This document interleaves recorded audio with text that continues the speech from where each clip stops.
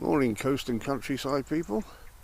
Bit foggy this morning, so I thought instead of looking at the veg plot, we'll have a look round the rest of the grounds and have a look at the trees before all the leaves come off. Thought that'd be nice.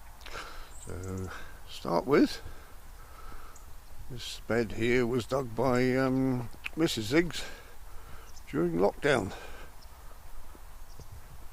It's one of 3 that she dug. And obviously in November it's not looking as good as it would for the rest of the year, but it's still not looking bad. There's still quite a bit of colour in there. Ooh, which you'll thump me if I don't go and have a look at this rose. This is Secret Smile, I think it's called. I've just taken a few cuttings off that, so hopefully we might have some more of those next year. We've been putting down bark mulch as we got the weeds out. I say we, it's mainly Mrs. Ziggs that does this. I'll give her a little hand now and again. Just moving things around, digging big things out and all that sort of stuff.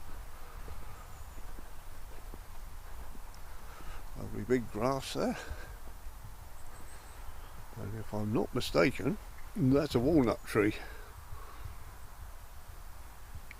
We've got one that we planted over the other side, but I think that might have been sown by a squirrel or something.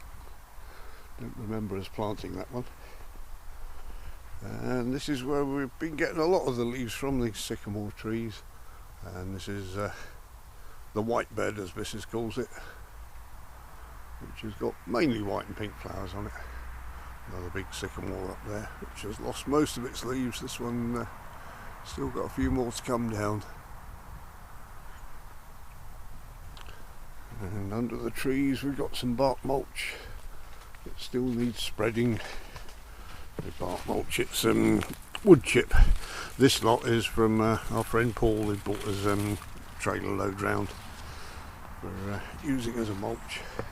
And that's been there a couple of years now, so I could probably sieve that for compost before putting it down. There's some russulas, I think that's Russula hermetica, the beechwood sickener. Quite a few of those come out this year. Not something you want to eat. And over here, going through this way, this is what we call the rally field. It's when we're open as a campsite, this is where people come with lots of caravans. And it looks all flat now, but I've just had to kill a mole that was in here. Earlier on at the beginning of the season I came in here, having not been in here for a bit, and there were 70 molehills in here, and it was all caused by one mole. There's a pigeon. So unfortunately we do have to kill the moles occasionally. I try and catch them live, but that takes a bit of doing. They're not the easiest things to catch live. This is Liriodendron, a tulip tree, which is a tree that has lovely flowers on it during the season. Don't think it's got any on it now. And a smoke bush. And over there we cut this hedge down last year, I think. The trees were getting too big in it, and we had all those off, Paul and his friend and I. Paul was on the chainsaw, I was on the chipper, and that's one of the piles left from chipping. We've moved, all but moved this pile, and there was another pile round the corner. And you see the silver birches down the bottom there. Mrs. Ziggs planted those, she grew them from seed. And they're quite large now, so not too bad.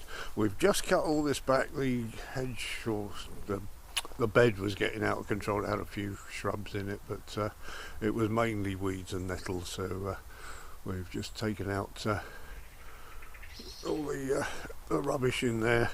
A lot of the things will grow back. I've left the bear's britches there, whatever it's called. But it was just taking over, so we've reclaimed that bit, and we'll keep mowing that to bring it back to grass. This is a walnut tree we planted a few years back. He's doing right. We had to put a cage around it to keep the partridges off for a while. Obviously losing its leaves now, but two stems on that. And here we've got a row of crab apples that we planted. Unfortunately, we planted them in the drought year a few years ago, and despite giving them 2 gallons of water a day, they didn't really take very well, and I've had to replace one of them. But they're picking up now. This is a mole trap. I've already had a look in here this morning, so shouldn't be any unpleasant surprises. This type of trap will have your fingers, but when the moles go in, it grabs them round the waist. So if you catch them soon enough, you can safely let them go. It just holds on to them, and I've let them go a mile or so away. Another tulip tree on Liriodendron. This one I rescued from an old water tub up on the bank in the back garden. It had about 1 leaf on it, so he's picked up a lot since I put him out. And this was the wildflower patch, which we've just about cut down.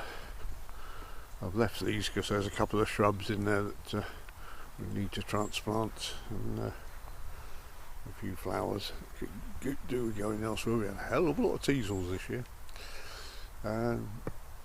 So we'll probably just be mowing this. It was an experiment that didn't really work. It got too out of control. So if we get anything interesting coming up, I might transplant it to elsewhere. But there we go. And now we're back to the beginning with the other Liriodendron. So thank you all for watching.